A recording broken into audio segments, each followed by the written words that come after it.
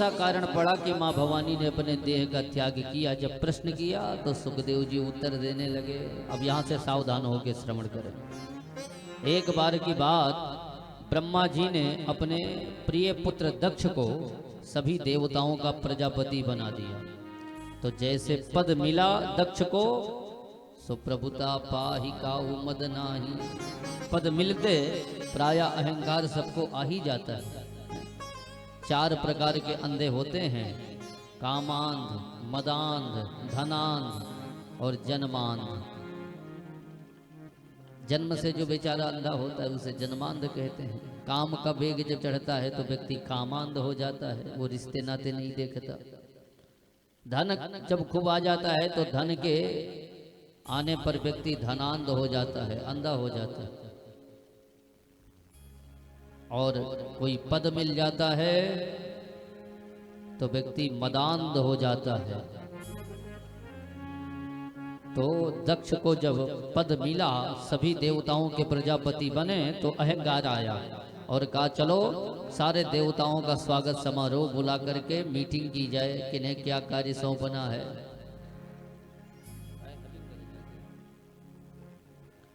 तो मीटिंग करके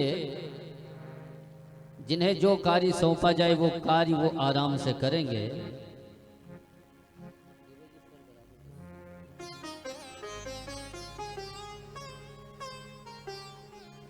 सारी सभा दक्ष के स्वागत समारोह में उपस्थित हो गई। सारे देवता बुलाए गए, ब्रह्मा विष्णु शंकर भी आए थे उस स्वागत समारोह में।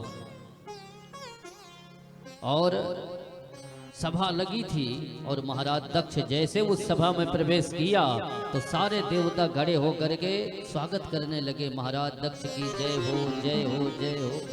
लेकिन 3 लोग नहीं खड़े हुए थे, ब्रह्मा विष्णु शंकर। तो ब्रह्मा को देख के तो कुछ नहीं बोले दक्ष, क्योंकि पिताजी हैं। विष्णु को देखा तो पिता के पिता हैं, कोई बात नहीं। लेकिन ध्यान जब शंकर के ऊपर बढ़ा तब तो आग बबूला हो गया। अरे ये हमारा दमाद है, मैं इसका धर्म पिता हूँ, पद में भी मैं बड़ा हूँ और समस्त देवताओं का प्रजापति का पद भी हमें मिला है। सारे देवता खड़े होकर के हमारा स्वागत कर रहे हैं। न जाने किस नशे में ये धुत है, हमारा स्वागत नहीं किया, खड़ा होकर के अपमान किया इसने हमारा। और पहुंचते ही दक्ष भोले बाबा के ऊपर भड़कना शुरू कर दिया और पहुंचते ही उद्बोधन चालू। महाराज का उद्बोधन तो सबसे अंतिम में होना था, लेकिन पहुंचते कहने लगे, श्रूयताम ब्रह्म ऋषयों में सहदेवा सहाग्नया साधूनां बुभ्रते वित्तं नाज्ञानानं च मत्सरा। श्रूयताम ब्रह्म ऋषयों में, हे देवताओं हमारी बात ध्यान से सुनो। क्या बात सुने? तो कहा साधु नाम बुभ्रते वित्तम, जहाँ पर सभ्य समाज लगा हो, साधुओं की सभा लगी हो, वहाँ यदि कोई असभ्य व्यक्ति आकर के बैठ जावे तो पूरे समाज को कैसे गंदा करता है? जैसे नाग्या नानम च मत्सरात, एक गंदी मछली पूरे तालाब के जल को गंदा कर देती है। सब लोग इधर उधर देखने लगे कि महाराज का इशारा किसकी ओर है।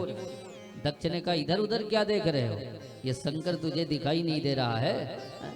सब लोगों ने हमारा स्वागत किया, लेकिन न जाने किस नशे के धुत में ये बैठा है, ये नहीं उठ करके स्वागत कर सकता। देखिए अब हमारे यहाँ का एक नियम था, अतिथि देवो भव।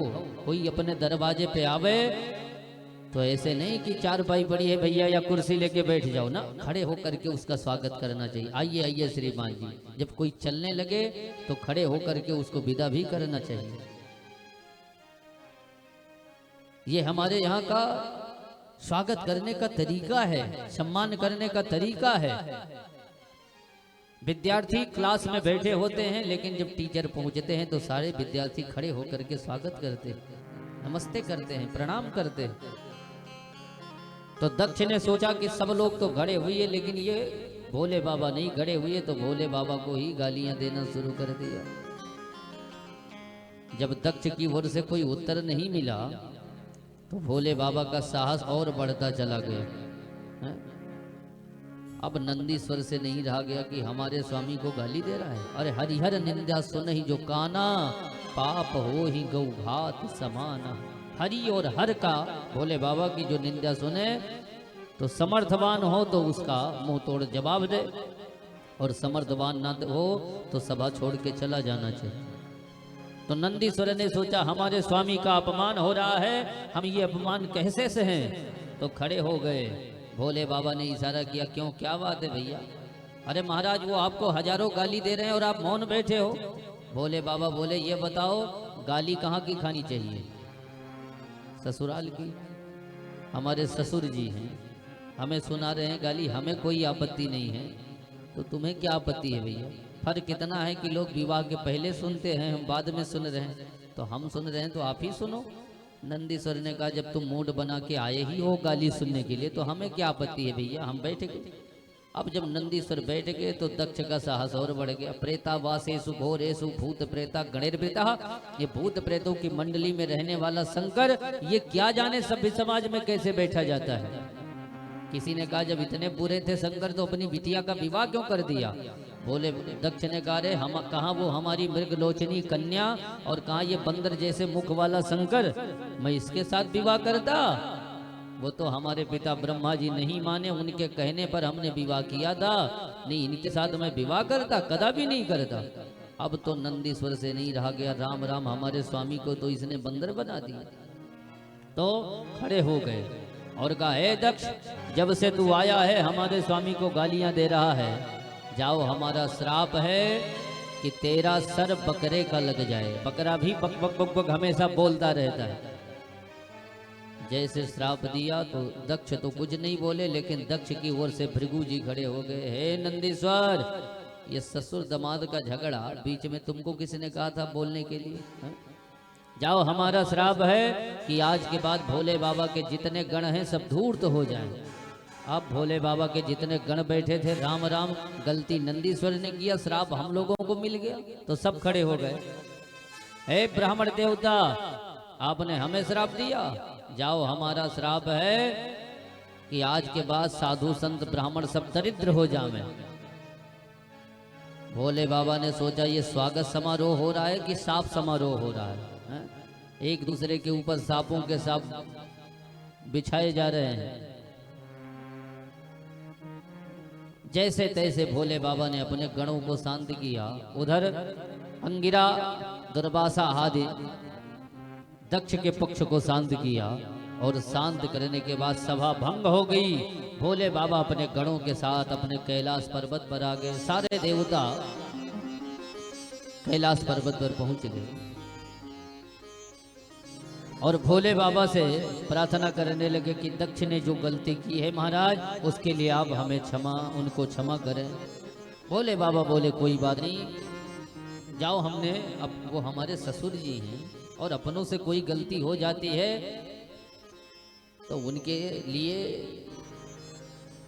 कोई बार बार गलती करे तब तो सोचना पड़ेगा, लेकिन एक आध बार कोई खास व्यक्ति भी गलती कर दे तो उन्हें क्षमा कर देना चाहिए। भोले बाबा ने कहा, कोई बात नहीं, हमारे ससुर जी हैं, हमने क्षमा किया। अब सारे देवता चले गए अपने अपने घर, लेकिन दक्ष ने सोचा कि हमारा अपमान किया है भोले बाबा ने, उनके गणों ने, तो इसका बदला तो मैं जरूर ही लूंगा। तो कैसे लूंगा? तो कनखल क्षेत्र में बड़े विशाल यज्ञ का आयोजन किया और सारे देवी देवताओं का आवाहन किया, लेकिन भोले बाबा का कोई चिट्ठी पत्री, कोई निमंत्रण कार्ड नहीं। ये तो हुआ भागवत के अनुसार, लेकिन रामचरितमानस में गोस्वामी जी बड़े सुंदर ढंग से पंक्ति सजाई है। जबकि ये बात है उस समय त्रेता युग चल रहा था। उस समय त्रेता युग का समय था। तो भोले बाबा एक बार अपने माँ भवानी के साथ कुंभज ऋषि के आश्रम पर जा रहे हैं।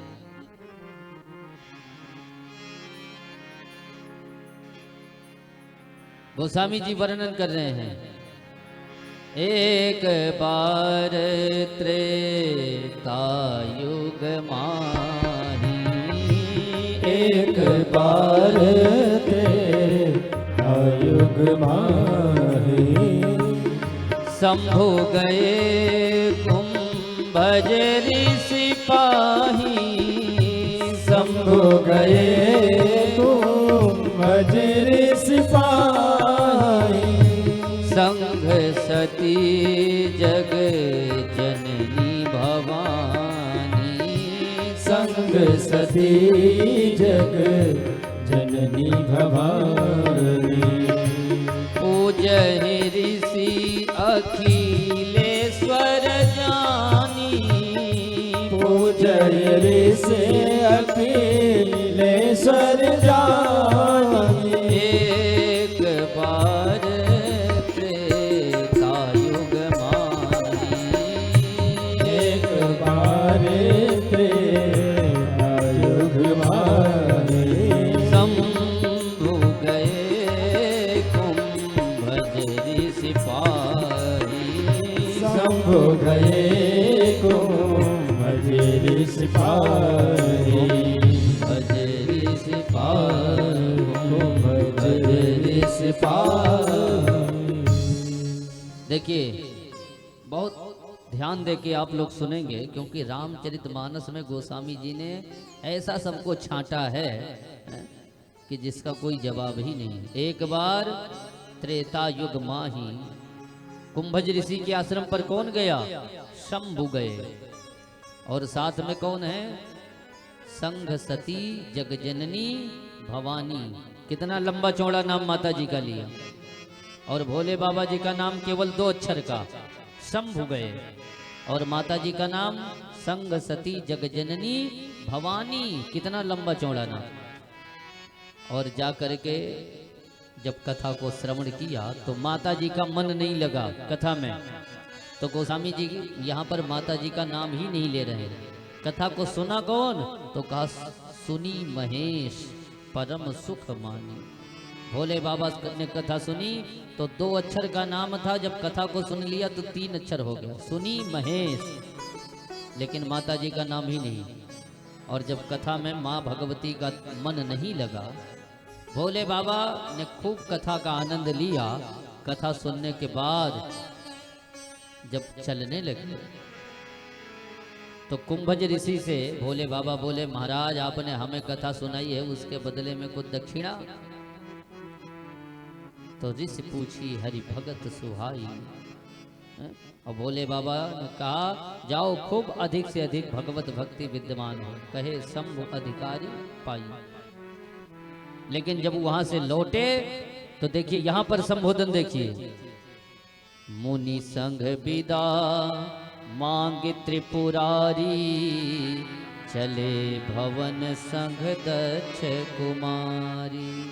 संबोधन देखिए, जब लौटे तो भोले बाबा का नाम 4 अक्षरों में हो गया। मुनि संघ विदा मांग त्रिपुरारी। और माता जी का जो कितना लंबा चौड़ा नाम था, लेकिन इधर से वापसी में इनका नाम क्या हुआ? चले भवन संग दक्ष कुमारी। साधारण दक्ष की बिटिया बन के लौट रही है। आई थी जगजननी भवानी बन के, और भोले बाबा आए थे शंभु गए 2 अक्षर का नाम लेके। लेकिन कथा सुनी तो महेश हो गए 3 अक्षर।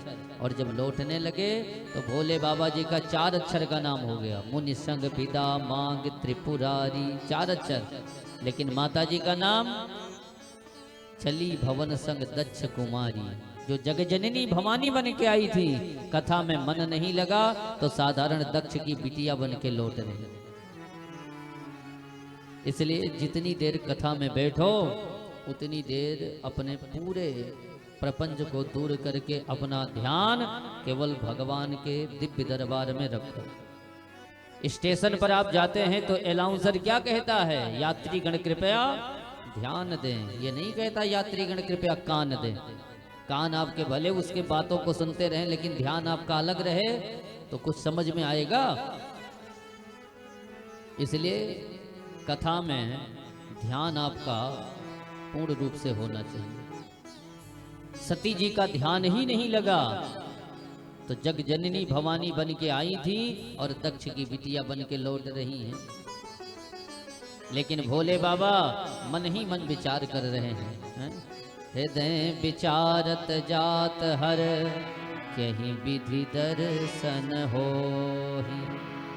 गुप्त रूप अवतरहु प्रभु जानी गयो सबको। भोले बाबा मन ही मन प्रभु से प्रार्थना कर रहे हैं, प्रभु हमने आपकी कथा सुनी है, तो कथा सुनने के बाद जिनकी कथा सुने उनसे मिलन की जब तक हमारी उत्कंठा न जागृत हो जावे, कथा सुनने का क्या मतलब हुआ। जिनकी कथा सुनो उनसे मिलन की उत्कंठा जागृत होनी चाहिए।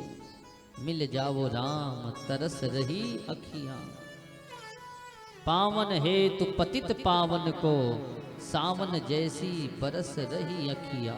मिल जाओ राम। जिनकी कथा हम सुने उनसे मिलन की जब तक हमारी उत्कंठा न जागृत हो, कथा सुनने का क्या मतलब हुआ।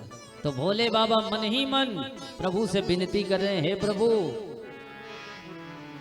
हमने सुना है कि आप गुप्त रूप से अवतार लेके इस समय भूमंडल पर विचरण कर रहे हैं, तो हे प्रभु दर्शन मिल जाता तो कितना अच्छा होता। गुप्त रूप अवतरे हो प्रभु, लेकिन जान गयो सबको। आप क्या समझ रहे हो कि कोई जानता ही नहीं? अरे पूरी दुनिया जान गई कि आप साक्षात ब्रह्म हैं, आप ही गुप्त रूप से अवतार लिए हैं। भोले बाबा को राम जी ने मन ही मन उत्तर भेज दिया कि अरे दुनिया को बाद में जनाना, पहले अपने देवी जी को ही जनाओ कि हम भगवान हैं तो हम माने। भोले बाबा ने कहा अच्छा, तो क्या हमारे देवी जी के अंदर भी ये संशय है? राम जी मन ही मन कहने लगे कि अगर इधर से आ जाइए। बोल वृंदावन बिहारी लाल की जय हो। राधे राधे गोविंद गोविंद राधे राधे राधे गोविंद गोविंद राधे राधे राधे गोविंद गोविंद राधे राधे राधे गोविंद गोविंद राधे गोविंद राधे बोलो गोपाल राधे गोविंद राधे बोलो गोपाल राधे गोविंद राधे बोलो गोपाल राधे गोविंद राधे बोलो गोपाल राधे राधे राधे गोविंद गोविंद राधे राधे राधे गोविंद गोविंद राधे राधे राधे गोविंद गोविंद राधे राधे राधे गोविंद गोविंद गोविंद गोविंद राधे। बोल वृंदावन बिहारी लाल की जय। सावधान होकर के बिल्कुल अब आप लोग श्रवण करेंगे। भोले बाबा को राम जी ने मन ही मन उत्तर भेज दिया कि दुनिया को बाद में जनाना कि हम भगवान हैं, पहले अपने देवी जी को ही जनाओ कि हम भगवान हैं तब मानो। तो भगवान ने ऐसी लीला रची कि वहीं पर असत हिरण के पीछे सत स्वरूप परमात्मा व्याकुल होकर के अपने प्रियतमा के विरह में, हे खग हे मृग मधुकर श्रेणी तुम देखी सीता मृग ने, वृक्षों से लताओं से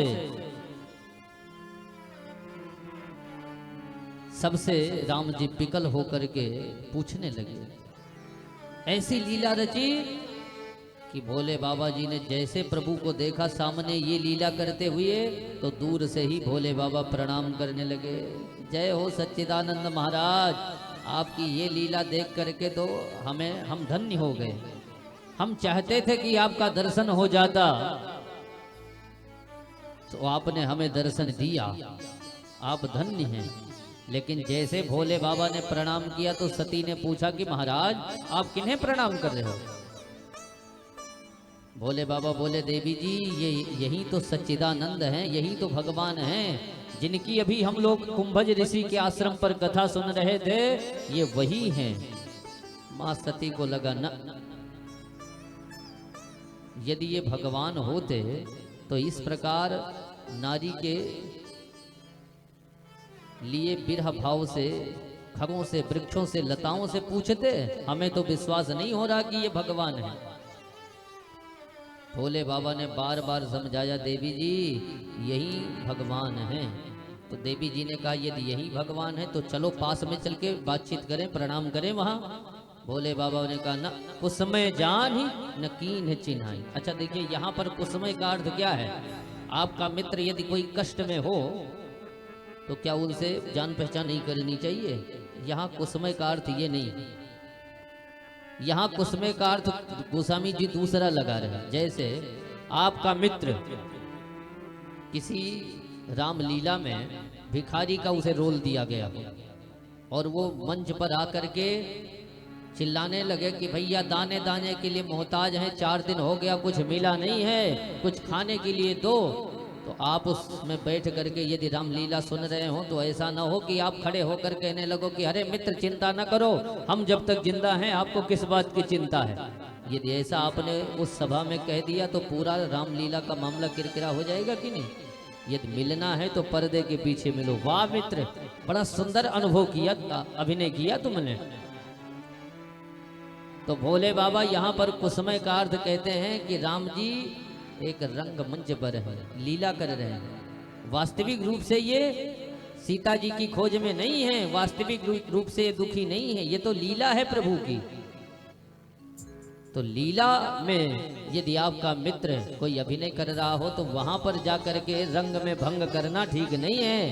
तो कहा ना दूर से ही आज प्रणाम करो। माँ सती को लगा ना हमें तो विश्वास नहीं हो रहा कि ये भगवान है।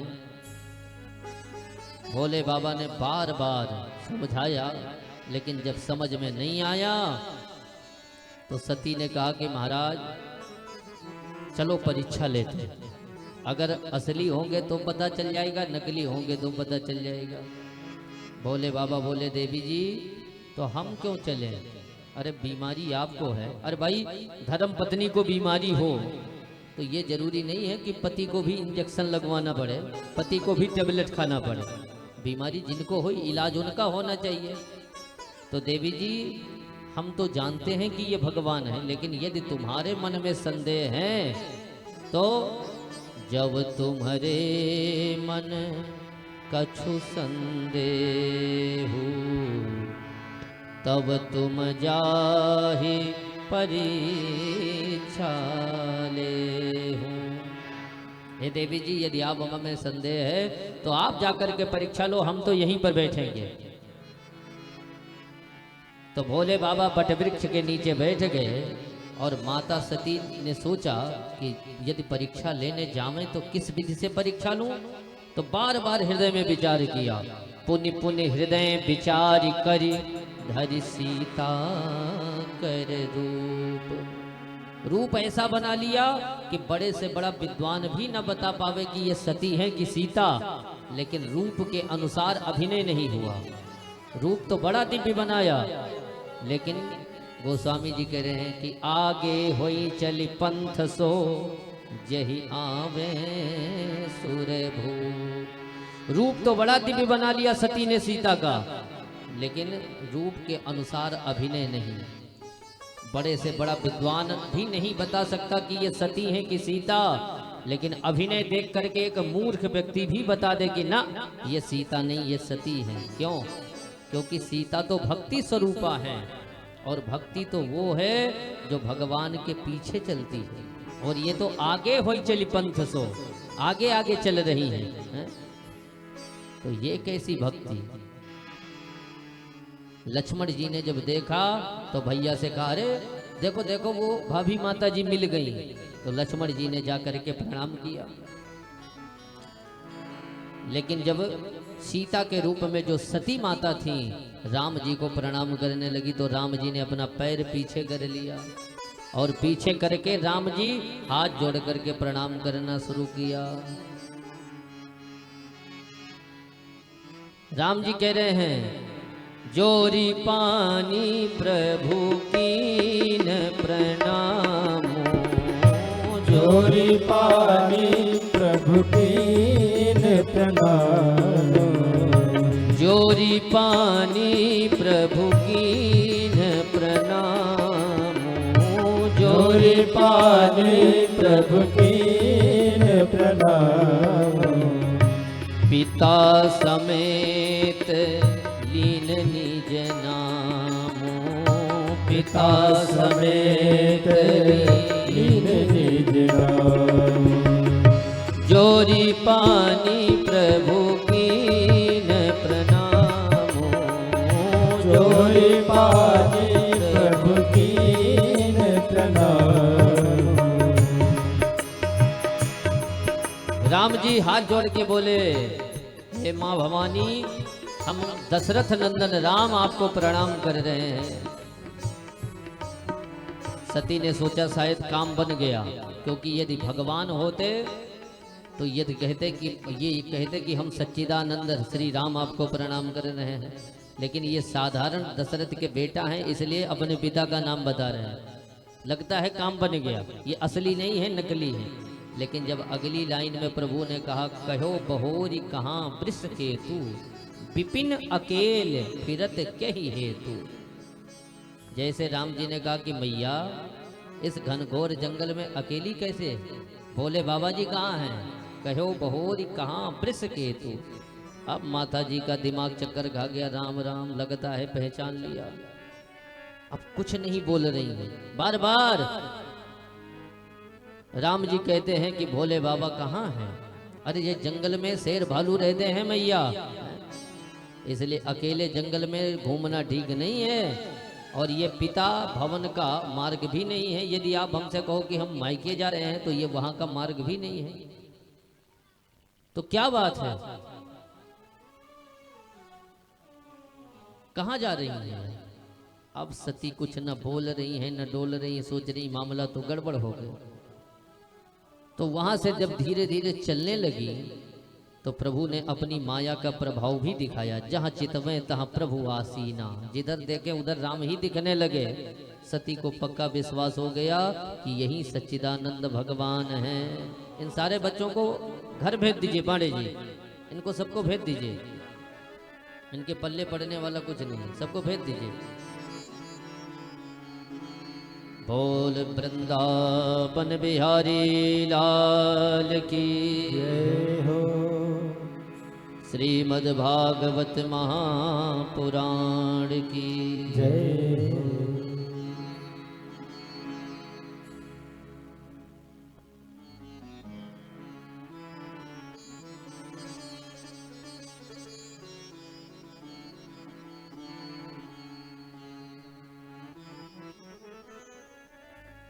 बिल्कुल आप लोग शांति से बैठे, उठक बैठक न लगावें, नहीं तो मन भटक जाता है। बिल्कुल शांति से।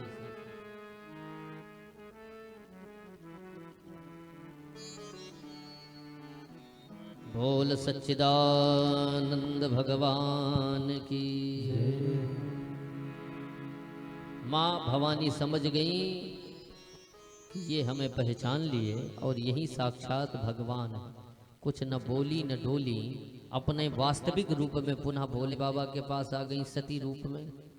भोले बाबा ने कहा, क्यों देवी जी, हो गई तसल्ली, परीक्षा लिया, भ्रम मिटा, लेकिन ये बताओ कुशलता है। देवी जी ने कहा, हाँ पूर्ण रूप से कुशलता है। आप हमारी कुशलता के बारे में क्यों पूछ रहे हैं। भोलेनाथ बोले कि देवी जी, जो भगवान की परीक्षा लेने जावे उनके कुशलता में संदेह रहता है, इसलिए हमने पूछा। सती ने कहा, नहीं नहीं नहीं, पूर्ण रूप से कुशलता है। अच्छा, यदि कुशलता है तो हमें कृपा करके बताओ कि परीक्षा लिया, और यदि परीक्षा लिया तो किस विधि से लिया। भोले बाबा कह रहे हैं सत्य सत्य बताओ। लीन परीक्षा कवन विधि कहूं सत्य सम बात। लेकिन यहाँ पर माँ भवानी झूठ बोल गए। क्या कह रही हैं? कछु ना परीक्षा लीन गोसाई।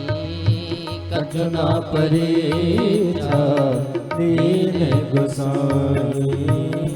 कीन प्रणाम आप की नाई। कीन प्रणाम आप की नाई। कछु ना परीक्षा लीन गोसाई। कछु ना परीक्षा दीन गोसाई। लीन गोसाई, लीन गोसाई। मैंने कोई परीक्षा नहीं लिया। भोले बाबा ने कहा अच्छा, यदि परीक्षा नहीं लेना था तो वहां गई क्यों? और माँ सती कह रहे कीन प्रणाम आपकी नहीं। आपने जैसे प्रणाम किया था वैसे हमने भी प्रणाम किया। भोले बाबा ने कहा यदि हमारे जैसा ही प्रणाम इनको करना था तो जहां से हमने किया था वहीं से कर लेती। वहां जाने का मतलब क्या था? तब शंकर देखो धरि ध्याना। सती जो कीन चरित सब जाना। भोले बाबा ने ध्यान करके जब देखा तो माँ भवानी ने जो जो किया था सब देख लिया। मन में विचार किया कि हमारी देवी जी परम पवित्र हैं, लेकिन हमारी माता जी का रूप बना लिया। तो यदि अब मैं इनको पत्नी रूप में स्वीकारता हूँ तो हमारे स्वामी जी का अपमान हो जाएगा। क्योंकि राम जी का और भोले बाबा का संबंध 3 प्रकार के हैं, सेवक, स्वामी, सखा। तो अब हम कैसे इनको स्वीकार करें? लेकिन यदि मैं अभी कह दूं कि देवी जी हमने आपका त्याग कर दिया है तो ये परम पवित्र भी हैं, तो कैसे क्या करें हम? तो भोले बाबा ने मन ही मन संकल्प कर लिया। शिव संकल्प कीन मन माही। यही तन सती भेंट यब नाही। जैसे संकल्प किया आकाशवाणी होने लगी, जय हो भोलेनाथ। वाह प्रभु, आप जैसा कोई प्रतिज्ञा कर ही नहीं सकता। जब आकाशवाणी ने देवता चिल्ला चिल्ला के कहने लगे तो माँ भवानी कहने लगी महाराज आपने कोई प्रतिज्ञा ली है, कोई संकल्प किया है? और यदि संकल्प किया है तो सत्य सत्य बताओ कौन सा संकल्प किया? भोले बाबा ने कहा देखो अभी इनसे जब हमने कहा कि किस विधि से परीक्षा ली, सत्य बताओ, तो स्वयं तो झूठ बोल गई, लेकिन हमसे ये सत्य की कामना कर रही। अच्छा, झूठ बोलने वाला व्यक्ति भी सामने वाले से सत्य की अपेक्षा करता है कि हम भले झूठ बोल रहे हैं लेकिन ये सत्य बोले। चोर भी, जो चोर होते हैं उनको भी सत्यता प्रिय होती है। करेंगे तो चोरी, लेकिन जब अब आपसी बंटवारे की बात आएगी तो क्या कहेंगे? आपसी बंटवारे की जब बात आएगी तो प्राय यही कहेंगे कि महाराज देखो बंटवारा ईमानदारी के साथ होना चाहिए। इसका मतलब ईमानदारी उनको भी पसंद है। तो यहाँ पर सती जी का यही हाल है, स्वयं तो झूठ बोल गई और भोले बाबा से कह रहे हैं कि सत्य बोलो, सत्य बताओ कौन सी प्रतिज्ञा ली। भोले बाबा ने कहा कि यदि हम इनको बता दें कि हमने आपका त्याग कर दिया है तो माता जी को कष्ट होगा, और यदि हम कह दें कि नहीं हमने कोई संकल्प नहीं लिया है तो झूठ बात हो जाएगी।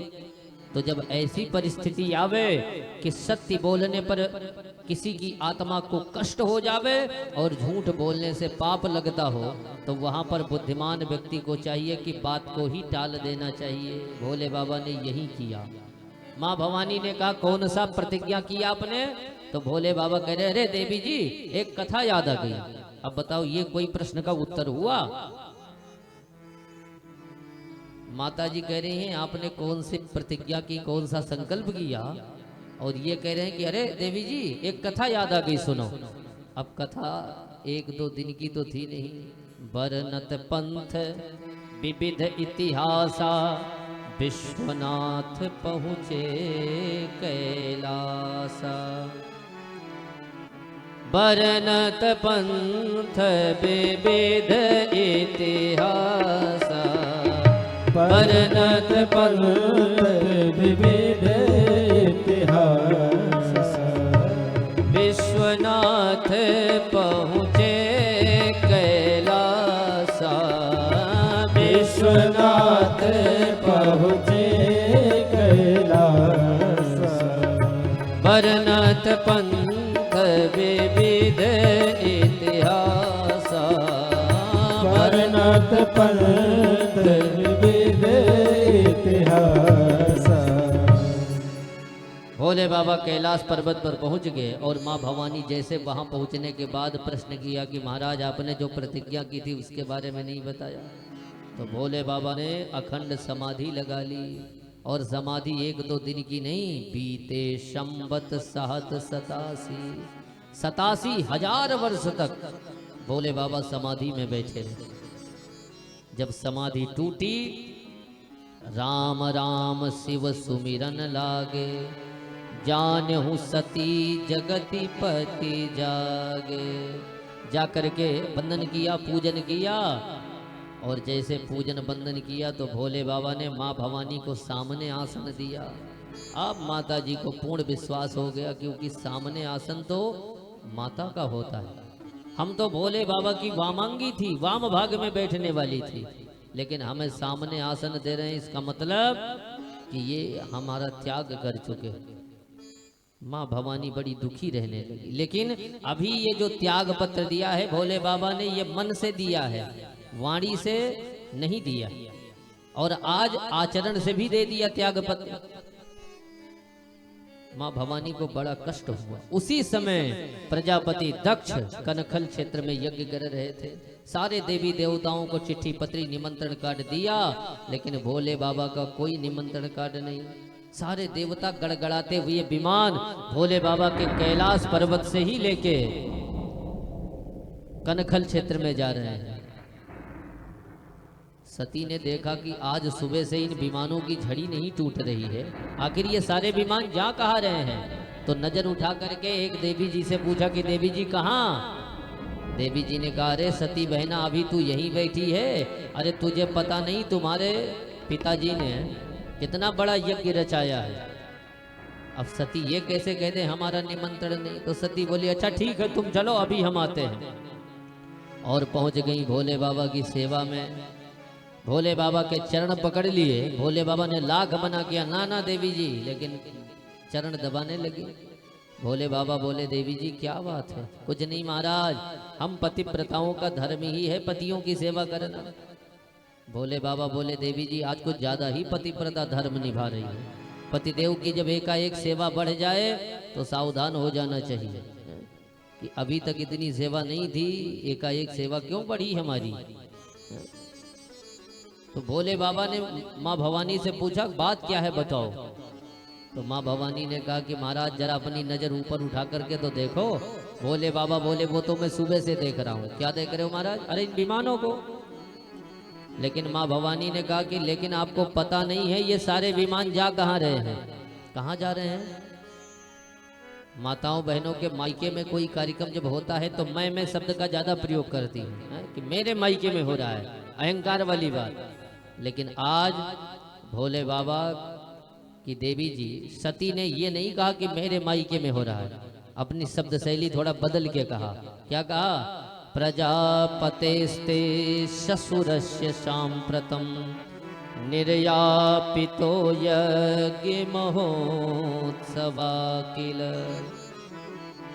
वयं च तत्राभिश्रामवामते यद्याथितामी विबुधा व्रजन्ते हि प्रजापतेस्ते ससुरस्य सांप्रतम। हे महाराज, ये सारे विमान आपके ससुराल जा रहे हैं। ये नहीं कहा हमारे मायके जा रहे हैं। आपके ससुर जी ने बड़ा भारी यज्ञ किया। ऐसी शब्द शैली क्यों, ताकि भोले बाबा जी का और दक्ष का अपनत्व नजर आवे। भोले बाबा बोले, देवी जी कहो नीक मोर्यो मन भावा। बड़ा सुंदर सुनाया, लेकिन अनुचित एक न न्योत पठाया। कोई चिट्ठी पत्री आई, निमंत्रण कार्ड आया? देवी जी बोली अरे कभी कभी ये डाक भी गड़बड़ कर देता है, यहाँ का आधार कार्ड वहाँ, वहाँ का वहाँ भेज देता है।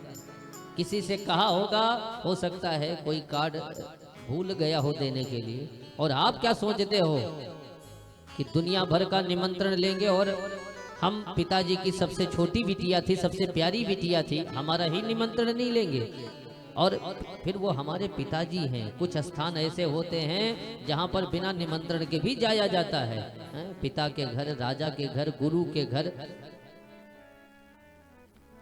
यहाँ पर बिना निमंत्रण के भी जाया जा सकता है। भोले बाबा बोले देवी जी जब स्थिति सामान्य हो तब। तो देवी जी ने कहा तो हाँ, आपका और हमारे पिताजी का कौन सा विवाद चल रहा है जो स्थिति सामान्य नहीं है? तो आज भोले बाबा ने स्वागत समारोह वाली बात अपनी देवी जी को बताया, अभी तक नहीं बताया था। देखिए भोले बाबा की सहनशीलता। कब स्वागत समारोह में भोले बाबा का अपमान हुआ था, लेकिन आज तक अपनी देवी जी से अपने ससुर का झगड़ा नहीं बताया। आज जब ज्यादा उन्होंने आग्रह किया तो आज भोले बाबा बता रहे हैं कि देवी जी आपके पिता के स्वागत समारोह में नेक हम खड़े नहीं हुए थे, उसके बदले में उन्होंने हजारों गालियां हमें सुनाई थी और उसी का बदला लेने के लिए हमें निमंत्रण नहीं दिया है। इसलिए देवी जी जहां जाने से हम उनको देख के प्रसन्न न हो जाएं, वो हमें देख के प्रसन्न न हो जाएं, ऐसे स्थान पर नहीं जाना चाहिए। आवत ही हर से नहीं नैनन नहीं स्नेह, तुलसी तहाँ न जाइए चाहे कंचन बरसे ने। भोले बाबा ने लाख समझाया। माँ भवानी ने सोचा कि यदि इसी प्रकार विवाद रहा तो सारे देवता बड़ा मजा लेंगे, तो जा करके हम पिताजी से विनती करें और फिर आपसी सुलह समझौता करावें ताकि वाद विवाद खत्म हो जावे। तो माँ भवानी भोले बाबा से कहने लगी प्रभु यदि आपकी आज्ञा हो तो हम ही चले जाएं। भोले बाबा बोले देवी जी हम इस विषय में कुछ नहीं कह सकते, आपकी जो इच्छा हो सो करे। सती ने सोचा हमारे प्रभु तो क्षणे रुष्टा क्षणे तुष्टा, रुष्टा तुष्टा क्षणे क्षणे, क्षण भर में रुष्ट होते हैं, क्षण भर में प्रसन्न भी हो जाते हैं। तो पहले चलो अपने पिता को मनाऊं और बाद में आकर के अपने स्वामी को भी मनाऊंगी। इतना कह के माँ भवानी अपने पिता के यज्ञ की ओर प्रस्थान किया। भोले बाबा टुकुर टुकुर देखते रहे। वो हो होनी को टालने का हमने कितना प्रयास किया, लेकिन वारे विधाता वारे विधि का विधान, होनी टली नहीं, क्योंकि आगे क्या होना है भोले बाबा सब जान रहे हैं। नंदीश्वर को बुलाया, हे नंदीश्वर देखो तुम्हारी मैया तुम्हारे नाना के घर गई है, तुम अपनी मैया के सारे सामान सूटकेस अटैची में पैक करो और मैया के साथ तुम भी जाओ। नंदीश्वर ने कहा तो ठीक है। तुरंत माँ भवानी की अटैची उठाई। अब तो खैर बैग इत्यादि चल गए हैं, पहले अटैची सूटकेस इत्यादि चलते थे। और माता रानी के जितने वस्त्र इत्यादि थे, जितने सामान थे सब पैक किया और नंदीश्वर पहुंच गए। आधे रास्ते में मिले, मैया हम भी चलेंगे नाना के घर। अच्छा ठीक है। और दो चार गण को भी लेके नंदीश्वर गए थे। अब माँ भवानी नंदीश्वर के ऊपर सवार हो गई और पहुंच गई कनखल, जहां पर यज्ञ हो रहा था। लेकिन जो देवी देवता पहले माता रानी को देखते थे, भवानी को नतमस्तक हो जाते थे, आज वहीं जब सती को देख रहे हैं तो अपना मुंह घुमा ले रहे हैं। क्यों? क्योंकि दक्ष का सख्त निर्देश था कि शिव संबंधी कोई भी आवे और यदि उससे कोई बोल देगा या बातचीत करेगा तो शिव के समान ही वो हमारा द्रोही हो जाएगा। तो किसी देवता की हिम्मत नहीं हो रही थी कि माता जी को प्रणाम कर लें, सब मुंह घुमा ले रहे हैं। सती को ये अपमान बड़ा बुरा लगा। लेकिन जब अपने भवन पहुंची तो बहनें मिली कम, मुस्कुराई ज्यादा। अरे अरे आ गई सती बहना, आओ आओ आओ। अरे पिताजी की खास बिटिया हो तुम। भोले बाबा नहीं आए, आपके पति देव नहीं आए? हाँ नहीं आए, कुछ कारण था। हाँ पता है कारण, निमंत्रण नहीं मिला ना आपको। अरे कोई बात नहीं, अपने पिताजी का घर है, बिना निमंत्रण के भी चली आई कोई बात। लेकिन हम लोग तो भैया बिना निमंत्रण के नहीं आते। एक ने कहा रे चलो कोई बात नहीं है, भाग गई हैं तो क्या कहते हैं। इस प्रकार के व्यंग वचन गोस्वामी जी कहते हैं सादर भले ही मिली एक माता, सादर भले ही मिली एक माता, भगनी मिली बहुरी मुस्काता, भगनी मिली बहुरे मुस्काता, सादर भले ही मिली एक माता, सादर भले ही मिली एक माता, सादर भले ही मिली एक माता। माँ तो माँ होती है। जैसे प्रसूति ने देखा कि हमारी बिटिया आ रही है, दौड़ करके अंक में भर लिया, रोने लगी। बिटिया, हम तो आपके पिताजी को समझा समझा के परेशान थे कि आप अपने पति के साथ हमें लाख समझाया, लेकिन उनकी समझ में नहीं आया, लेकिन आप आ गई हो तो इस कलेजे को ठंडक पहुंच गई। बिटिया, अब बड़े आराम से आप रहो और पूरे यज्ञ का आनंद लो। सती ने सोचा चलो माँ तो अच्छे ढंग से मिली, लेकिन सोचा माँ का व्यवहार तो अच्छा रहा, लेकिन चलो पिताजी का हाल चाल ले ले। तो सती जब जहां यज्ञ हो रहा था वहीं पिताजी बैठ के स्वाहा स्वाहा कर रहे थे, तो सोचा चलो पिताजी के पास हो। जैसे पिताजी ने देखा कि हमारी बिटिया सती आ रही है, तो न कुछ पूछा, न हाल न चाल, मुंह घुमा लिया। दक्ष न कछु पूछी कुशलाता, और मुंह घुमा लिया। सारे मुंह ऐसा घुमाया, क्रोध से ऐसे तिल मिला गए जैसे शरीर के सारे रोए जल के राख हो गए। सती को ये अपमान बड़ा बुरा लगा, फिर भी सह लिया इस अपमान को। कोई बात नहीं, हमारा अपमान हो रहा है। लेकिन जब यज्ञ मंडप में पहुंची तब तो मां भवानी क्रोधित हो गई। क्यों? क्योंकि जितने छोटे मोटे देवता थे सबका कहीं ना कहीं भाग लगा था, लेकिन भोले बाबा का कहीं भाग नहीं था। अब तो मां भवानी को आया क्रोध, क्योंकि अभी तक हमारा अपमान हो रहा था, लेकिन यहाँ पर तो हमारे पति का अपमान हो रहा है। तो पतिव्रता स्त्री वो है जो अपना अपमान तो सह सकती है, लेकिन अपने पति का अपमान कभी बर्दाश्त नहीं कर सकती। तो मां भवानी क्रोध से तिलमिला उठी और अरुद्र भागम तमवेक्ष चाध्वरम पित्रा च देवे कृत हेलनम विभौ अनादृतो यज्ञ सदस्वधीश्वरी चुकोपलोका निमधक्षति रुषा। अरुद्र भागम, रुद्र भाग न देख करके मां भवानी अपने क्रोधाग्नि को उत्पन्न कर लिया और बड़े जोर से चिल्लाते हुए बोली, हे दक्ष, तुमने अच्छा नहीं किया जो आज हमारे स्वामी का अपमान किया है। हमारे स्वामी का कहीं भाग न दे करके आज तुमने बड़ा अनर्थ कर डाला। आज मैं उसका मजा तुझे अभी चखाती हूँ। यदि मैं यहाँ से पुनः कैलाश पर्वत पर लौट के गई और हमारे स्वामी ने हमसे यहाँ का हाल चाल पूछा तो हम क्या बताएंगी कि हमारे पिता के घर में ही आपका भाग नहीं था। मैं कदापि ये बर्दाश्त नहीं कर सकती, इसलिए आपने हमारे स्वामी का अपमान किया है तो आपके द्वारा दिया हुआ ये शरीर में अभी नष्ट कर देती हूँ। और इतना कह के यज्ञ मंडप जो चल रहा था उसी में जाके माँ भवानी बैठ गई। अग्नि की लपटें इतनी तीव्र थी कि धू धू करके माँ भवानी का शरीर जलने लगा। हाहाकार मच गया। नंदीश्वर ने देखा कि हमारी माता जल रही है तो मारो काटो का उद्घोष मचा दिया, लेकिन भृगु जी ने तुरंत यज्ञ में रक्षा का मंत्र बोल करके यज्ञ से रक्षक उत्पन्न कर लिए और सारे भोले बाबा के गणों को मार मार करके यज्ञ के रक्षकों ने भगा दिया। नारद जी ने आंखों देखा हाल जा करके भोले बाबा को सुना दिया। भवो भवान्या निधनम प्रजापते रसत्कृताया अवगम्य नारदा। देखिए, नारद जी को दूर संचार विभाग मिला ही है। हर देवताओं का काम काज बटा हुआ है। प्रधानमंत्री इंद्र हुआ करते थे, जल संसाधन मंत्रालय वरुण देवता देखते थे, अग्नि शमन मंत्रालय अग्नि देवता के पास था, वित्त मंत्रालय कुबेर देखते थे और दूर संचार विभाग नारद जी के पास था। तो नारद जी ने आंखों देखा हाल जा करके भोले बाबा को सुना दिया। महाराज, माँ भवानी ने अपने शरीर का त्याग कर दिया। अब भोले बाबा को आ गया क्रोध। अभी तक भोले बाबा सज्जन बने रहे। देखिए, सज्जनता दिखाना समाज में अच्छी बात है, लेकिन उसी सज्जनता को यदि लोग कायरता समझने लगे तो अपने वीरता का प्रभाव भी दिखाना चाहिए, नहीं तो आपकी सज्जनता कायरता में गिनी जाएगी। भोले बाबा ने कहा कि स्वागत समारोह में हमारा अपमान किया, हम सज्जन बने रहे। सारे देवताओं का निमंत्रण लिया, हमारा नहीं लिया, हम सज्जन बने रहे।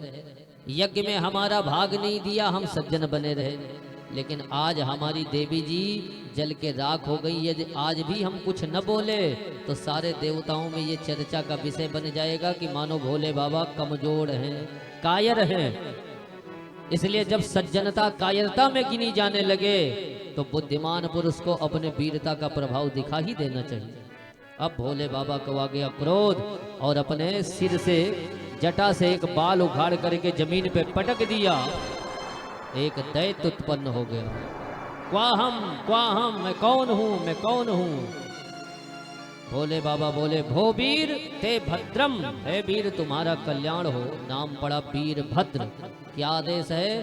तो कहा दक्षम सयज्ञम सजही, जाओ दक्ष यज्ञ विध्वंस करो और हमारे जितने गण कैलाश पर्वत पर हैं सबको साथ में लो।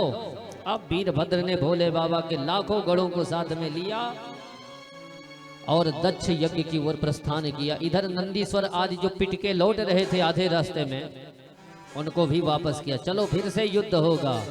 और पहुंच गए। चारों तरफ से यज्ञ मंडप को घेर लिया और मारो काटो का ऐसा उद्घोष मचाया कि भृगु जी की दाढ़ी नोच ली, पूसा देवता के दांत तोड़ दिए, भग देवता की आंखें निकाली और ऐसे सारे देवताओं को अंग विहीन करते हुए अंत में दक्ष की मुंडी मड़ोड़ करके उसी यज्ञ में स्वाहा कर दी। यज्ञ विध्वंस हो गया।